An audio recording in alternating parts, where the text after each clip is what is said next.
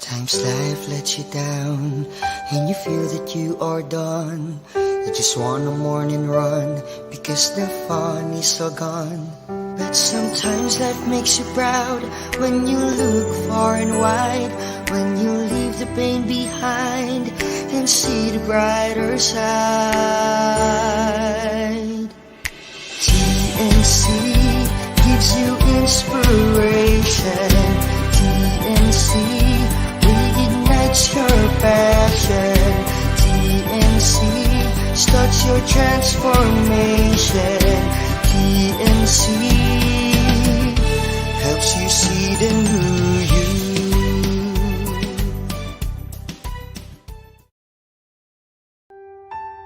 The new channel.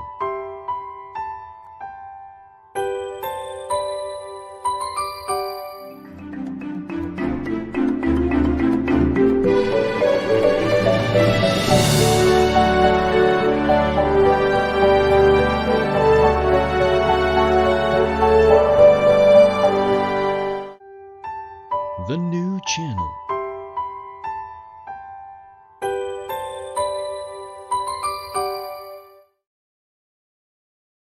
The views, opinions, and insights expressed in the following show are those of the hosts, producers, guests, and viewers.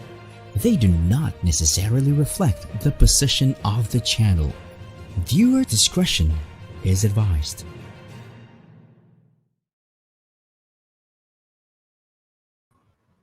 Hello and welcome to the new channel. We are here to help you see the new you.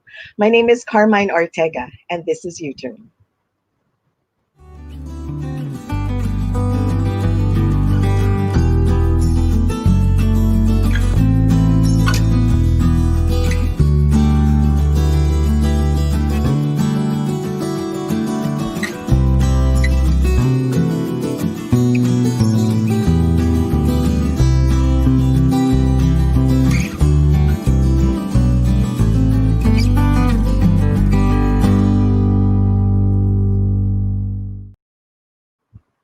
Good morning, U-Turners! Happy Monday morning sa inyong lahat. It's been a long weekend, no? Nafe-feel nyo ba? Is there a difference between, the regular weekend these days and this long weekend? I guess yes, kasi, you're not working. Although you're home, you're not working naman Friday at saka ngayon. So I'm really glad that everyone is having this experience of a break na although nasa bahay, we're not working at parang bakasyon. Pero how we wish na we can travel and we can go out of town para mas masaya kasi you can be at the beach, you can be in somewhere cool. So ayun. I hope you guys are having a good week. I hope you have a fruitful week ahead and also an inspiring one. So ngayon at this point I would like to greet a few people, no. Belated happy birthday muna. Marami ito. Ang dami nilang nagsiksikan bigla nitong mga nakaraang araw. So, Lester Riantilio, belated happy birthday to you. Also, Rex Cabrera, all the way in Cebu City. Vanji and Daya. Mo Alshorbaji. Mo, happy birthday. I miss you. And Sheila Reyes Loud, taga Davao naman ito. And also, my cousin, Jane Rosales. Belated happy birthday to all of you. And then, ito naman. Currently, birthday nila ngayon. Happy birthday, Rion Palacios, Chinky Cardino, classmate namin ito ng guest natin ngayon. Chinky Cardino, happy birthday. Mayumi Yang, all the way in Australia. Dancel Sobrevilla, happy birthday to you. Also, Penny Bongato, hi ma'am, happy birthday. And also, Dimpy Hasmines, ang dami nila, no? Happy birthday to you guys. I hope you have many more birthdays to come. Okay, so it is time to announce our gift recipient. Last week, we gave out a quote, and we also have a gift to go with that. And if you interpret that, you could get the gift. And here's the winning interpretation of that quote. The quote goes, don't ask yourself what the world wants. Ask yourself what makes you come alive, and go do that, because what the world needs is people who have come alive, by Howard Thurman. I'm saying that again because it's my favorite quote talaga, and like I mentioned in the previous episode, nasa calling card ko yung quote na yon. Anyway, the interpretation is this: The world will be a better place if people were happier, and people are happiest when they do what they love, when they use their gifts for themselves and for others. Okay. Yeah, and that winning quote is from Anita Matilde of San Juan Metro, Manila. Congratulations!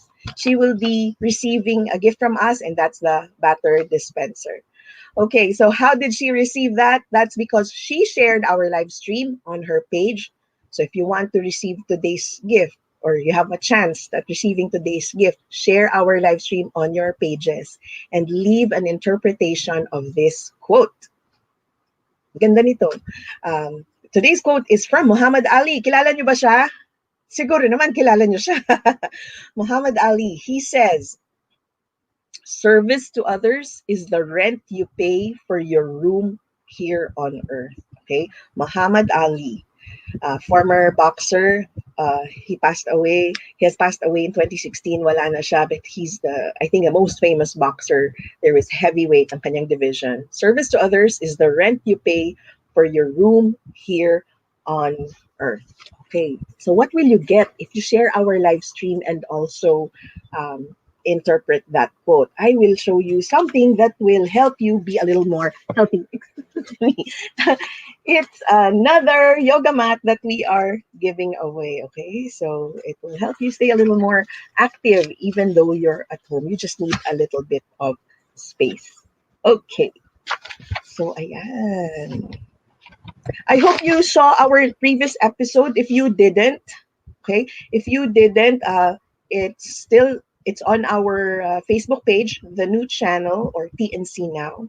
Okay, and also on U-Turn on TNC. On both pages, nandun po yung previous episode namin. And we featured Junior Master Chef, the one and only Philippine edition, Kyle Adrian Imao. He has very good insights about what he learned, ibang klase yung story niya. So panoorin nyo na lang.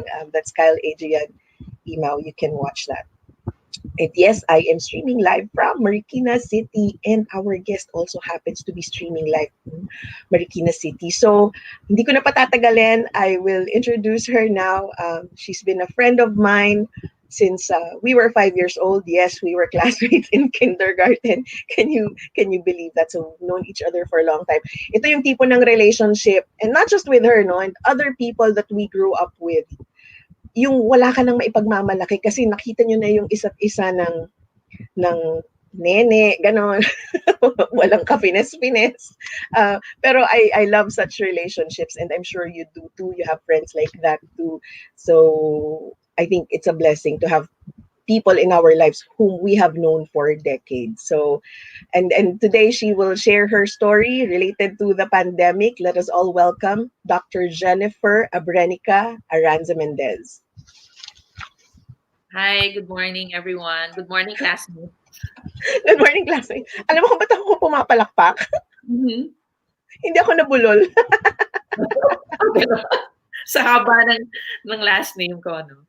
Yeah, kasi last episode, twice ko sinabi yung pangalan mo to introduce this episode. Yes, Pero I always tripped on your name. Not the first one. Pero of course, I've always known your name. It's just that I never had to actually say it, diba? Yeah. Ito, there's always a first time. So welcome to the show, and thank you for gracing our show, for being here and guesting. Thank you for inviting me. Naman, ayan, ang daming, may mga nag-greet na. Si Christine Kim po is saying, good morning. My cousin is saying hi also. She's in LA. Ayan. Maraming kabatch tayo na. That's my cousin, Eli Nepomuceno. He's in LA. Oh. Ayan. Oo. Okay. LA. Oo. So Jen, of course alam ko to, pero our viewers, just to re-emphasize, no, that Jen is a doctor of medicine, and she will share with us her journey on related to the pandemic. She tested positive and was in the hospital for some time, and then she will tell us what she has been doing since. Pero Jen, a little background muna. What's your specialization, and what was life like before the pandemic, before COVID? Okay, let's start siguro with my personal information. I am a mother of 3 sons, and my husband is also a doctor. He's an ophthalmologist. I think he's watching right now. If he's not, Hi, hi yeah, Ricky. he's Ricky, yeah. And by profession, I'm an obstetrician gynecologist. I think I will need to say that uh, recently I was appointed department chair of the Department of Obstetrics and Gynecology of a government hospital, which is near Marikina. That's Quirino Memorial Medical Center. Mhm. But I'm also affiliated with St. Luke's Global City as an obstetrician gynecologist, as their active consultant in the department. So, the second question is Yeah. oh, Come, what was life? At what was a typical day like for you before before the pandemic? Or a week, typical week. yes, well, I would start my day going to, because recently I just said I was just appointed na chair ng department. So usually it starts with as early as mga 8 o'clock or 9. I would be in the hospital in Quirino already in the morning. Most of my work would be administrative in that hospital. Um, and then in the afternoons, I would attend to my clinics, my private patients in St. Luke's. And Mhm. then in between, syempre, as an OB, we will have surgical procedures, emergencies, referrals. So we can't really say how a typical day would go. There are days na naka-schedule lang for surgery, and some days are for clinic. So that's the typical day. I would go home a little bit late. I make sure that I have dinner with my family. So Mhm. that's around 7. Yon. Unless meron lang mga emergencies that I cannot. And then Mhm. I have time to unwind. I make sure I have time to unwind. You know that. That's very important. I make time to unwind in the weekends. So that's a Mhm. typical day before the pandemic. Mhm. And when you see patients, how many percent, and this is my own curiosity, no, among OB-GYNs, ilang percent ng team ng pasyente nyo, or sa business kasi client ng tawag, ano, ah, pasyente ninyo ang delivery or pregnancy? Ano pa rin, pinakamadami pa rin ng obstetric case. When you say obstetric case, it's the patient is pregnant. Kasi we Right, also do gynecology, di ba? Yung mayomas, yung non-pregnant right, patient. right. And the 80% of the patients would be pregnant patients. But kasi I have a subspecialty. No, I have Which is, subspecialty, which is minimally invasive gynecologic endoscopy. That's yung mga keyhole surgery, laparoscopic. So okay. for in my case, siguro 50-50 sa akin. Mhm. 50-50 na gynecologic cases, non-pregnant patients. So the good thing about gynecology, the non-pregnant patients, is usually you can schedule the surgeries. It's not Right. emergencies. Unlike, di ba, pag OB kasi, you don't know when they're going to give birth. So Mhm. more emergency cases when it's obstetric. So in my Mhm. case, it's 50-50. Okay. 50 obstetric cases. All right. So that was life before COVID, Yeah. no? And then the lockdown happened. We all had to distance ourselves from each other. We all have to wear these protective gear. How was that in your case? How drastic was the change between the before and the current? Okay, siguro if we're going to discuss about the number of patients or the ones that consult because of Mhm. during the pandemic, the difference is the patients that you will see now are more of the emergency cases because Mhm. you know naman that the patients are afraid now to go to the hospital to do face-to-face consultation, and it's not only the patients, it's also the doctors. Mhm. Siguro medyo mas matapang lang ako now ng konti compared to other doctors because I still have antibodies to protect me. Mhm. So, Mhm. but the patients that we see now are all emergency cases. So Mhm. somehow that it's difficult to see patients now. That's why we do teleconsult. But Mhm. harder to assess patients kasi pag teleconsult, diba, you have to see them kasi personally. So that's the difference. It's a bit harder to see patients now kasi you have to assess through teleconsult, and then you have to decide if you have to see them if you have to do face-to-face consultation. So yon, mas konti ngayon. Pero the case that but kasi sa OB halos yung mga procedures wala pa ring difference kasi they really need to go to the hospital. Right. Manganganak sila, or they really need to go through the ultrasound and all those things. Tama ba?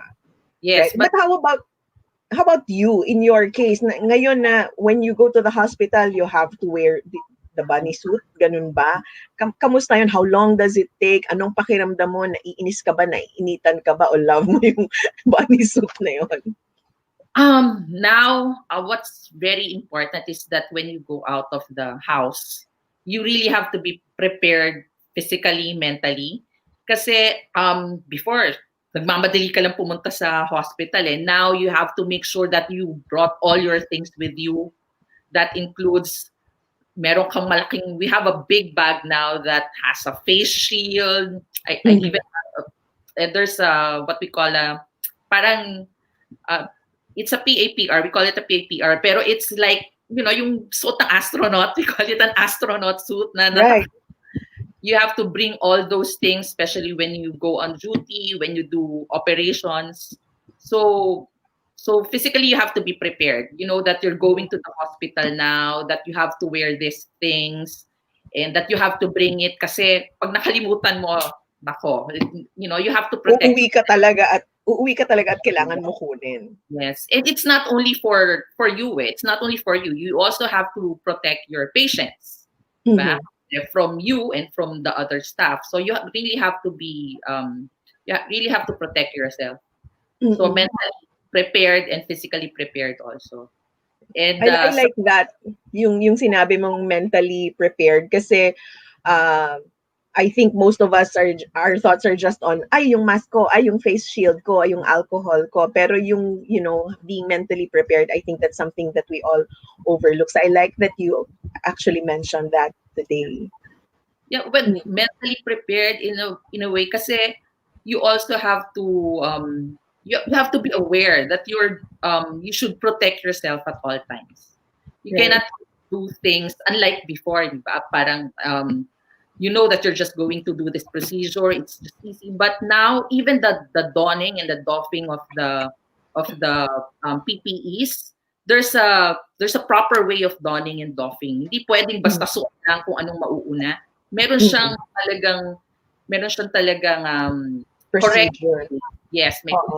So donning is when you put it on, and then doffing is when you take it off. Yes, there's a staff that helps us do these things. So it will take around siguro another 15 minutes to get dressed before you do the procedure when you wear all these things. So meron talaga. Yeah. That's interesting. Pero halimbawa naman nasa hospital ka, suot mo na siya, you see one patient and you still see another one, 'di ba? After an hour, ganyan. Is there a procedure between visiting the patients? Like, kailangan mo isa? At suot mo ba yon the whole time? Yung lahat na yon?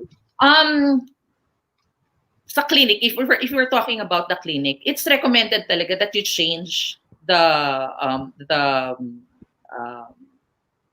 what you're wearing. The PPE is for every patient. Okay. The PPE for every patient. That's the recommendation. So, and after that, after seeing one patient, you have to, meron na ngayong hindi katulad dati na pwedeng sunod-sunod when you see patients. Yeah. There's a time for you dapat in between patients to sterilize, to disinfect the area before you see another patient. So, mas matagal talaga. I remember when we started opening the OPD, the clinic, the outpatient clinics in St. Luke's. We were given parang one patient per hour. One patient per hour, because you have to allot time for disinfection before you see another patient. So we're very strict on that.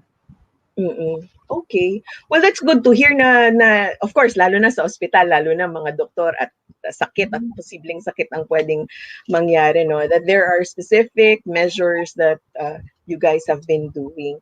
Ngayon, we'll talk about, despite that, despite the practices, nag-positive ka pa rin, di ba? At some point and early on. Pero we will get to that. We'll go on break first. Okay? Ah, So hang in there. Stay tuned, everyone.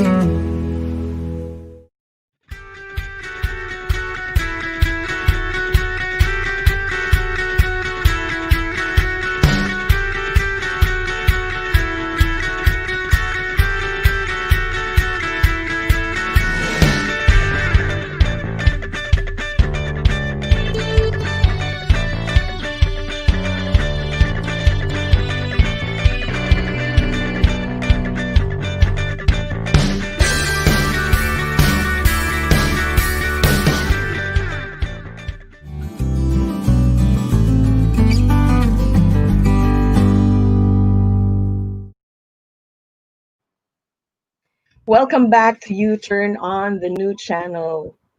Remember to like our page, TNC Now, and also U Turn on TNC. And if you want to receive the yoga mat or a chance at receiving that I showed earlier, please share our live stream and also give an interpretation of our quote for today. The quote is by Muhammad Ali, and it goes, service to others is the rent you pay for your room here on earth. I'd love to hear what you guys have to say. Okay, some quick announcements. All right. So please, I invite you to watch our other shows here on the new channel. Very inspiring, and it will appeal to the different ages and also markets out there, or audiences out there. Okay. So, but the point is, they're all inspiring, and there's always something to take away. Let's start with the big picture. It shares inspiring stories of notable personalities. It streams every Mondays to Fridays at 7 p.m. HR Hotline introduces us to the wonderful world of human resources management every Tuesdays, Thursdays, and Saturdays, 1 p.m. The fourth project is about life, business, and success stories, streaming live from Dubai uh, at 7 p.m. Dubai time or Philippine time, 11 p.m. Discover the home buyer. Discover the remarkable stories about building and owning a property. Streaming Mondays and Thursdays at 4 p.m. Laugh and learn through the puppet stories with Wanlu Tuesdays and Fridays at 5 p.m. Magbenta, bumili at tumulong dahil bukas na ang TNC Marketplace. It's an online night bazaar streaming live every Thursdays and Fridays at 10 p.m. Now, there are two leaders in one platform in every episode in TNC The Talk, Mondays at 12 noon. After Shift is about your choices and our lives after work. This chillaxing show streams every Wednesday and Friday at 8:30 p.m. Usapang Beauty is about self-care and beauty inside and out. Streams Thursdays and Saturdays at 5:30 p.m. Bagong Bago, this is the newest edition, one of the newest additions to our roster of shows. YOLO is about understanding the law, which can be interesting and fun and cool as well. So it streams Mondays and Thursdays at 8:30 p.m. So mamaya meron yan. So we also have other original shows such as One Day. For 30 minutes, it profiles unique and inspiring stories of real people, and it alternates with TNC Town Hall, which is co-hosted by TNC founders Lloyd Luna and Apple Manansala. So dito namin kayo pwedeng makausap. You can give feedback and we can real time hear your thoughts and maybe answer your questions. So we also have other shows, TNC PressCon, TNC Arena, and TNC Cinema. So magkakaroon pa yan, madadagdagan pa ng marami. Ayun. So, ayan. Pasensya na kayo sa manok ng kapitbahay namin. Meron ka rin bang ganon, Jen, when you're on your conference call? Yeah. With joke na it's included in webinars, yung tahol ng aso at saka manok. So, minsan sa amin, minsan galing dito sa audio ko yung sound ng rooster. Minsan naman yung huli galing sa guest naman yung rooster. If you guys can relate, mention that in the comment section na may rooster din kayo nakasali sa calls ninyo. All right. Jen, there are additional people who are watching. Gretchen sings on Banaad is saying good morning. Hi, Gretchen!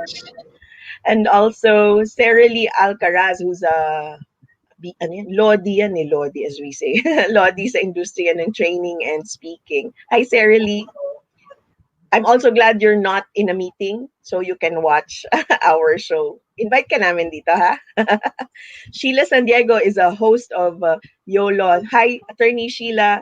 She's watching from Alabang. Good morning to you. Candy Hiller. Candy. oh, Candy.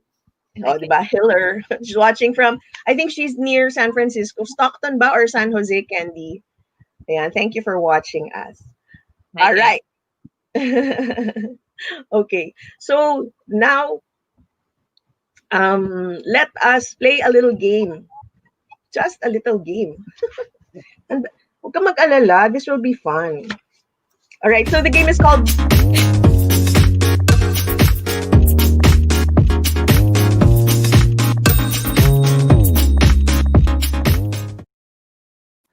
Ayan, the game is called Quick Turn, and we just want to get to know you better, how you feel about certain things or flavors or activities. So if you like it, say right turn.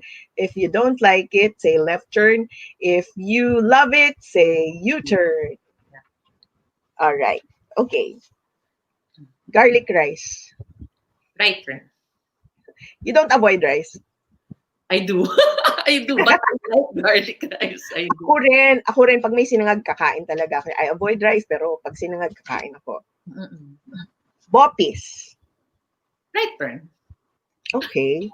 Ito, choice between two. Hong Kong or Singapore? Hong Kong. Okay. Is it a shopping? Sige, isa pang choice. Shopee or Lazada? Lazada. Lazada. Okay. Chinese garter.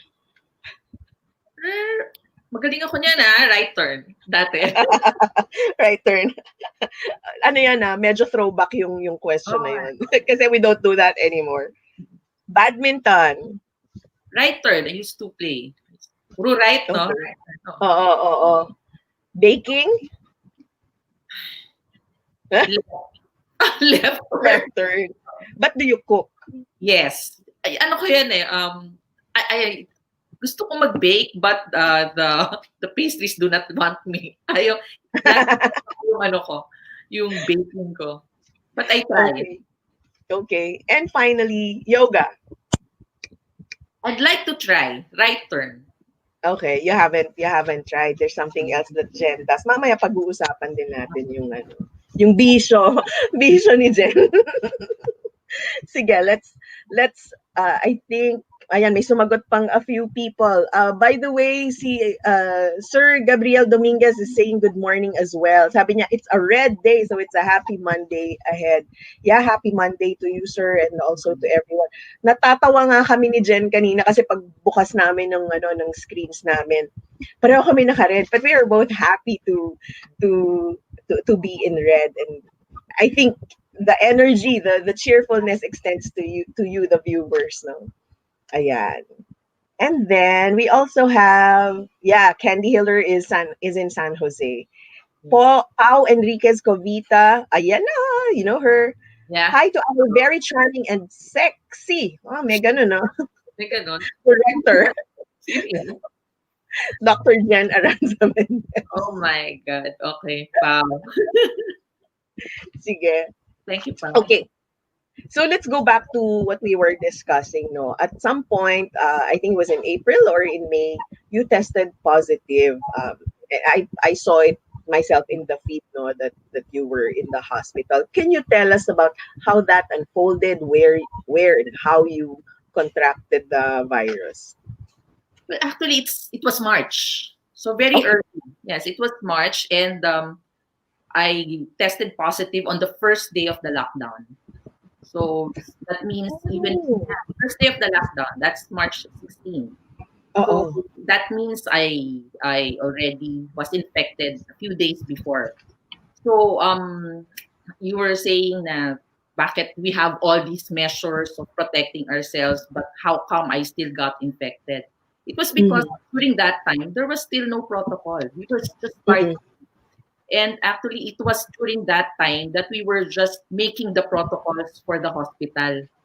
I remember we were so busy then. We were so busy with meetings, trying to make the protocols, the safeguards in the hospital. Then suddenly, even before finishing those protocols, I tested positive. How did I get it? I can't really pinpoint a specific incident kasi I would go to the clinic just like what I told you a while ago. Regular pa yung clinic hours noon, and we were I was wearing mask already. It's just the regular surgical mask. Unlike now kasi that you're more protected, no? Before, it's not that stringent pa yung mga ginagawa namin sa clinic. And I would also go to a lot of places, mga public places. As I told you, sabi mo nga meron akong bisyo. So I would do a lot of unwinding also. So I don't know where I got the virus. But for sure, very lax pa ako before when I got it. And what I think was made it easier for the virus to what makes it easier for me to be infected is because I was high risk. We call it high risk kasi I have other medical problems, which makes me more prone to the virus, like asthma. So I have asthma since childhood. So when you have these medical problems kasi, mas prone ka. And actually, yun yung akala ko when I have the symptoms, when I was having difficulty breathing, when I was already coughing, I thought I was just having an asthma attack. Because parehong-pareho siya eh. The symptoms were the same when I started. So I did not consider it right away as a COVID case. Akala ko nag-asthma lang ako. And as I said, sobrang busy ko that week, and that's the usual trigger of my asthma attack pag sobrang busy kami that week. So it's a good thing it was a weekend when I had the symptoms. So I was just at home and I isolated myself already, thinking na just in case it's something infectious, I would be staying away from my family already. So yun, hindi ko talaga masabi kung saan ko siya nakuha. But I was having regular clinics and surgeries then. So it could be anywhere then. So, yun yung, I'm glad you mentioned that, no, na yung symptoms na naramdaman mo. Akala mo asthma siya. So, is it exactly the same? Like walang ibang difference? Wala. It was exactly the same. Difficulty of breathing. And naman na pag nahihirapan ka huminga, ba, it makes you cough. So the cough was, we call it asthmatic cough. Yung dry na cough na it's elicited when you're having difficulty breathing. So it was the same. So, but I have medications kasi for the asthma. But somehow it made me more suspicious when I started, before kasi when I take the medication, inhaler lang naman ako eh. When I take the medication, nawawala ka agad. But this time, hindi siya nawawala. So I started I started with some other medicines pa for asthma, and still hindi siya nawawala. And then after a few days, that was Monday na eh. I had to go back to work. I have surgeries na no. I started to have fever na after a procedure. So fever yung sumunod. yes, So fever and from the initial symptoms na akala mo asthma to the time that you had yourself tested, gaano katagal yun? 3 days. 3 So days. I said that was a Friday kasi. So I had myself tested on a Monday because that's when I developed fever na. Okay. And then hindi ka na pinauwi ng ospital? Actually, I went home. Kasi pag doctor ka, diba? I still went home. But I transferred already to my own room. Okay. Own room na ako, tapos pinapadala ko na lang yung food sa room ko. Kasi I have young kids eh. Diba? Yung bata pa yung bunso natin, diba? Same age. So nasa pa, pinapadala. I stayed away from them. But I started medications already, but I wasn't getting, while waiting sana for the result of the swab, but I wasn't getting better until the coughing was really bad. Parang puputok yung baga mo, yung chest mo when I cough. So that was when I felt, and I had loss of appetite na talaga. No appetite for any food that was given to me. So I decided to go to the hospital after a few days because it was during that time. Remember that the results of the swab was really late, as in 10 days delayed. This was the second week na of the lockdown. Yes, so it was the first week pa lang kasi first week pa rin. Yes, okay. March 15 was the lockdown, and I was admitted on the 19th. Okay. I got myself admitted already on the 19th. And true enough, after a while, kasi when I saw the doctors who saw me initially at the emergency room, they said that when they saw me, they knew already that it was a COVID case. I have the classic symptoms of COVID. And they didn't even have to wait for the result, and they were treating me as a COVID patient. As if positive na. Yes, Can you briefly tell us the classic symptoms? Yes, I mean, just by looking, of course, doctor sila, expert sila, kayo. Pero parang makikita rin ba namin yun? Payat ba, maputla ba, yung gano'n? Yung by appearance, it's more of the symptoms. Diba, when you go to establishments now, they ask you to fill up a health declaration form. It's a screening kasi. That's how we screen. If you have any of the following symptoms, cough is included, fever is included, difficulty of breathing, loss of smell, loss of appetite, yan yung mga classic symptoms, diarrhea. So, yun yung mga classic na symptoms na you have to watch out for if you're thinking of a COVID case. That's why it's very important when we go to the hospital, for example, or to any establishments, that you have to fill up the health declaration form. Okay. During this time, ano yung thoughts mo? So, dumating ka na sa ospital, no? Na-admit ka na sa ospital. What were your thoughts? Were you angry, upset? Were you feeling sorry for yourself? Ano yung nararamdaman mo noon? I felt so weak. I felt so weak. Ako pa naman, iba, when we text me, nakakasagot ako kaagad. And I have to kasi. I have to answer right away because I receive a lot of calls. Pero during that time, I could not even answer. I could not even look at my phone. I felt so weak. And yun, when I cough, para talagang nag-explode yung chest mo sa pag nagka-cough.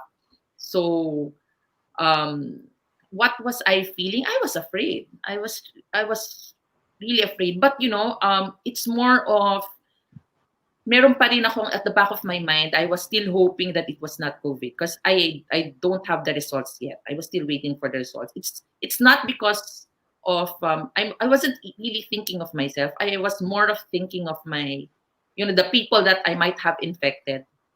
Kung COVID siya talaga. First in my mind was my family. Diba? Kasi what if I got them infected? Because you can be infectious already even before you have the symptoms. So, yun, I was thinking about that and the people that I worked with. I even had some surgeries then. So, maybe even patients if ever. But although when inside naman kasi the operating room, you're fully protected. So those are my thoughts. I was more concerned about my loved ones and my coworkers who I worked with during that time, and I had to check on them also. But I was so weak. Wala akong magawa. I was so weak. So those were my thoughts during that time. And how long were you? How long before you were parang what's the term again? Pag nag-release ka na, pag na-discharge ka na yon. Discharge. Well, I was in the hospital for 16 days. Wow. Yes. For 16 days, but I was starting to feel better after a week. Although the last thing that was resolved was the loss of appetite. So walang gana pa rin kumain. I lost really like 10 pounds during my stay in the hospital in a span of 2 weeks. But I was feeling better. That's the good thing. Yung siguro the first 4 or 5 days was really bad because I felt so weak and I was constantly coughing. But I started feeling better in siguro less than a week. But still, you still have symptoms. So, and I still wanted to test positive before I go out of the hospital. I test negative pala before I go out of the hospital. Oo, para malinaw, no? Sige. And then, so, we'll talk about your recovery naman and what you've been doing since recovering when we get back on break. Okay? So, stay tuned, everyone.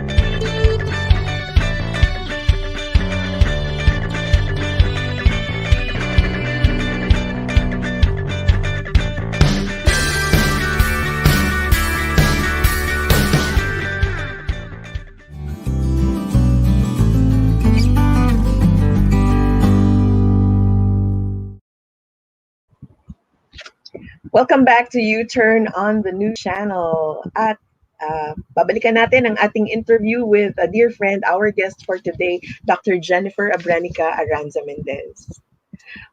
And while she's coming back on, I would like to invite you to the world premiere of The Family Business with Nato Agbayani.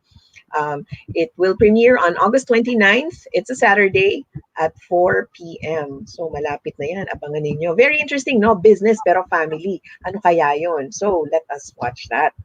Abangan niyo po. Alright. Thank you. So tawagin natin si Jen kasi marami pang bumabati sa kanya. Classmates. Hindi, colleagues mo sa medicine. Pero first is Juan Lunaria is one of the hosts here on the show, celebrated puppeteer, host of the Puppet Masters. Hi, Sir Juan Lu. Good morning to you as well. Ito na, Raquelita Cruz. Very blessed to have our chairman, Dr. Jen Aranzamendez, from OB department, from the residents of QMMC sa OB department. Those are my frontliners. Those are the frontliner residents.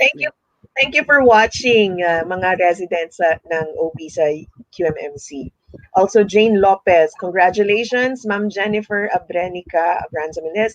We really enjoyed watching. Hello to the OB beauties ng QMMC. Fight now, fight! Those are my frontliners, my fighting team. Thank you for what you do, mga frontliners. We really appreciate it. And of course, Jen, to you also, thank you for what you do. And another dear friend we know from classmate X number of years ago, Noemi Argente. Hi, Noemi. Thank you for watching. Ayan. Okay. So now, Jen, bago natin balikan yung pinag-uusapan natin, I want us to take a look at some photos. We are still getting to know you, looking at non-COVID related, non-medicine related, well, maybe some, no? So just so we can appreciate you as a person even more. So I'll ask you a question or two about these photos. All right. Ano yung ginagawa mo dyan? Ganun pa no? Anong ginagawa mo dyan? I'm into dance sport. Oh, yeah. Sige, meron na. Malinaw na. Dance sport, ladies and gentlemen. I'm into dance sport. I enjoy, that's my hobby. That's my part of my unwinding. So this is, I'm doing a Latin dance here. Rumba siya. It's one of the 5 Latin dances. It's rumba. May partner yan. Nasa dulo lang. Nasa dulo. Okay lang. It's like a portrait naman. Napakagandang It's in the studio. How about this photo? That's my boys. From my husband to my 3 kids. I think this was taken just last year. Oh, that's right. That's just last year. So, during the break. So, yan ang miss ng mga anak ko mag-travel ngayon. That's nice. Tapos lahat kayo naka-Avengers na shirt, ano? Yeah. Kasi dapat Aranzamendez yan, kaya naka... that's why. Oo nga naman. Oo, no, letter A. Sige, thank you. This is during the pandemic already. This is one patient who delivered during the pandemic. So as you can see, we are in... although this is a non-COVID patient, so I was just wearing the face shield, and then N95 mask. So sa loob niyan meron pa yung yung hazmat, the bunny suit. Yeah. So, yung parang ano ba yung nasa taas mo? Yeah, I think may bunny suit ako dyan underneath. Mainit ba yan, Jen? Is it uncomfortable? Of course, hindi tayo sanay, pero yung init. Yes. Hindi kasi ako pawisin eh. Pero pag naka-hazmat, naka-bunny suit ka talaga, after the procedure, even if it's just a short procedure, kasi for me, a 45-minute procedure is a short procedure, sobrang pawis na pawis ako after. And everybody would tell you, lahat ng doctors would tell you na mainit talaga yung And uncomfortable yung face shield. Sometimes we use struggles. Sometimes nga papalit-palit pa yan eh. Sometimes I would wear the face shield, sometimes the goggles, nagpa-fog yung goggles, so I have to change. Okay. Okay. Salamat sa nag-a-assist, no? Ito, ano to? Oh, yan ang ano ngayon. The new normal. When we have conferences, those are my my OBGYN staff, consultants and residents in Quirino Memorial Medical Center. So we will have regular meetings, conferences every week, scheduled conferences, and ganyan kami kadami. Part of the attendance yan. So we have to take pictures. Oo. Okay. Dami, no? Thank you, frontliners. Oh. Oh my God, sa dami. Okay. Sino naman yung akap mo dyan? This is the third time that I was donating plasma. Plasma is a blood component. Okay. That's a blood component which contains the antibodies that is needed for compassionate use for severely infected COVID patients.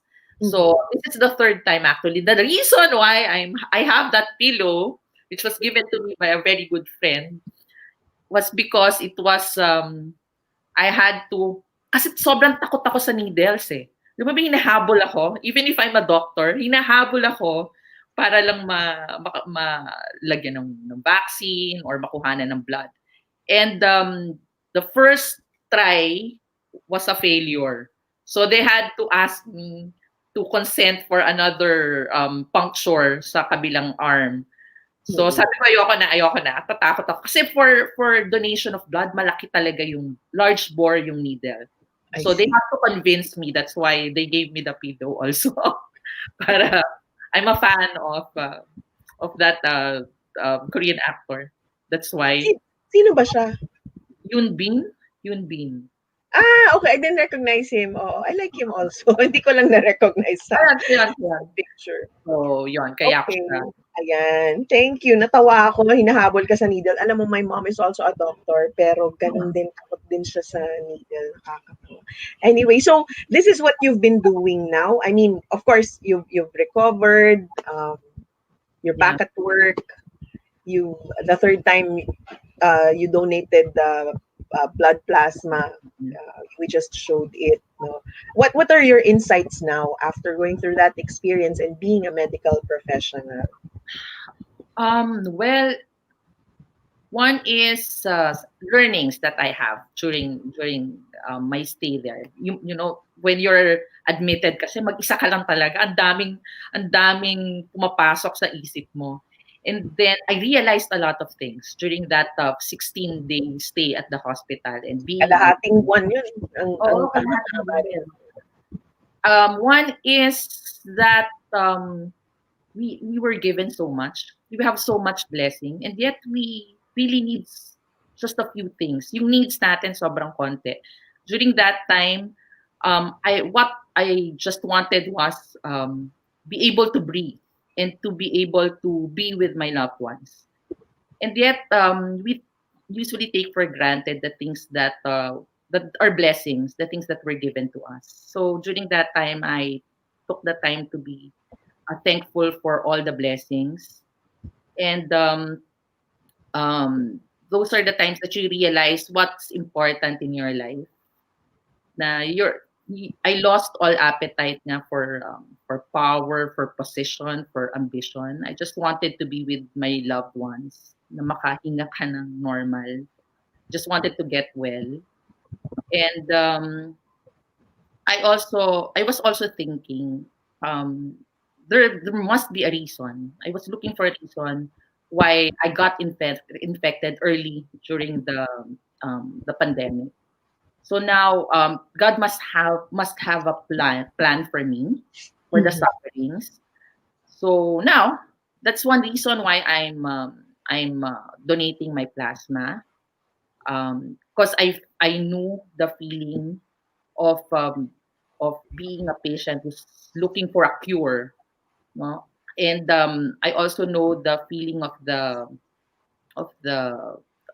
relatives who are waiting for their loved ones to be cured.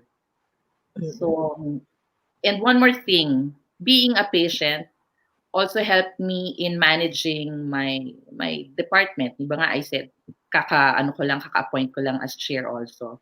So yung first-hand experience as a patient also helped me in managing the department as a department chair. So yun yung mga positive learnings that I have from this experience. Oo nga, ano, meron palang gano'n, aside from being a patient and frontliner, but being a manager of your, or director, chairman of your department, that's another layer, another facet to Mhm. this. Very interesting. And thank you for the insights that you shared. Ngayon, do you have any advice for our viewers who, you know, for preventive measure, or even while baka may nanonood na may kamag-anak na nag-test positive, and then also in recovering, any advice?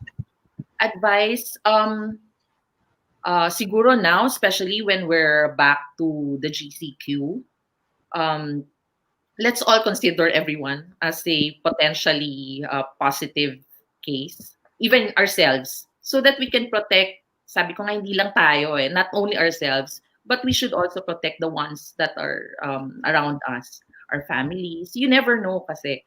It's not, you never know, um, you never know what will happen. So it's better to be safe than sorry. So how do we protect ourselves? It's so easy.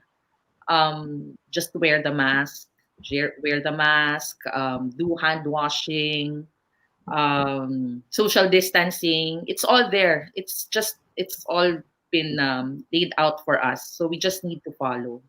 Medyo magtiis lang muna tayo. If we do, there's no need to go out. Wag na muna. Maybe that's the reason why we had a sudden increase also of cases, di ba? After nag-GCQ tayo the first time kasi everybody was out. Tapos napuno na naman ang mga hospitals after that, 2 weeks after that. So if we can sacrifice a little for everyone, just go out when it's really needed. And then if we go out, we protect ourselves and the ones and the people around us. So that's very basic. The little things will help us. All right. Thank you. Thank you, Jen. Thank you for your insights, for sharing your story, your experience, and now your advice. Of course, I want to wish you more blessings, more power, more health, more power to you. I mean, at sana matapos na nga itong pandemya, let's stay positive para makapagsayaw ka na ulit, di ba? Tapos makakasama pa ako sa'yo. Yun ang usapan namin. Sa mga gustong sumama sa amin ni Jen, mag-sign up na kayo, mag-comment kayo dyan sa show na ito. Abangan nyo yon. Magda-dance sport kami. All right. So once again, thank you, Jen, for gracing our show, for being part of the new channel. Is there anyone you want to thank right now before you go? Oh well, yes, but since my residents are there watching, so I'd like to take this opportunity to thank them for being very brave. These millennials, nako, you'll be inspired because they're really very brave and very hardworking. So, kaya natin to. We'll all heal as one. That's it. And for those of you watching also, thank you very much for joining us. I hope I was able to give some inspiration for everyone. All That's right. beautiful. Great. Wonderful words from Jen Aranza-Mendez. Dr. Jennifer Abrenica-Aranzamendez, our guest for today. Thank you, Jen, so much for gracing our show.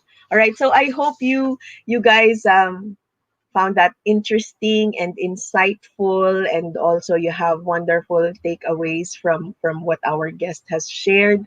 Um, um, Yun, let's all stay safe, stay positive. Sabi nga ni Doc, we can heal as one, kaya natin ito. We just have to do our part. Kahit maliliit na bagay, it will count. So wag natin baliwalain, and let us be concerned not just of ourselves but also of the people around us. Kasi hindi naman tayo stand alone talaga. All right, so thank you very much to our guest. Now, let us just a review of our schedule. Everyone, please watch our episodes. We stream Mondays and Thursdays at 10:30 in the morning. This is U-Turn on the new channel. Please like our page and also the new channel na page. It's TNC now. So please do that. Now stay tuned. We will have TNC The Talk at 12 noon. It's hosted by Dennis Calamba, a colleague of mine. So you will hear two speakers in one platform. So, ayan. Thank you very much, everyone. Happy week ahead. Again, my name is Carmine. This is U-Turn on TNC. I'll see you again on Thursday. Bye.